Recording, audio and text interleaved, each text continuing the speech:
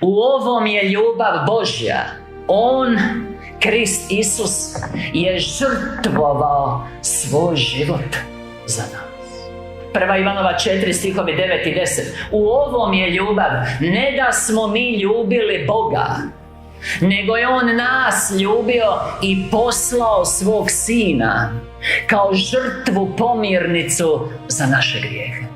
Oči vaše duše moraju počivati na njegovom izmučenom tijelu na križu. Vi to ne smijete ovlaš pogledat. Vi morate netremice gledat, zurit.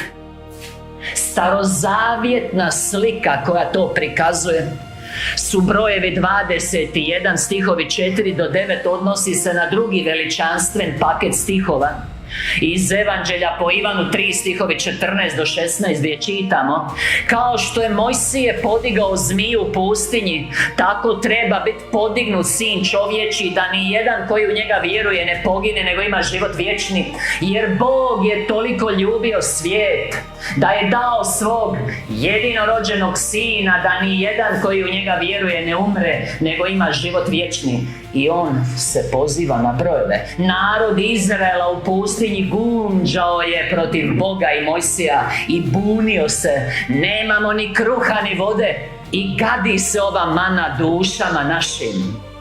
I posla Bog zmije ljutice da grizu narod i narod umire. Svi oni koji svojim putem idu, svi buntovnici, svi samovoljni, njih grizu sotonske zmije ljutice, zmije požude, samoljublja i umiru.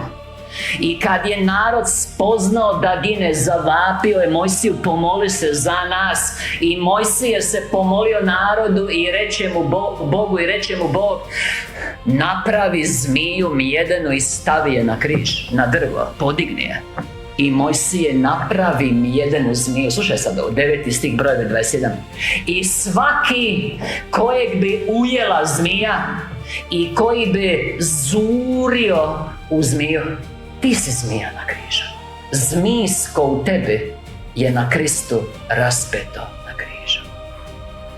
Svaki kojeg bi ujela zmija i koji bi, ovako ide hebrejski glagol, zurio, netremice gledao, bio fokusiran, bio zdravljen.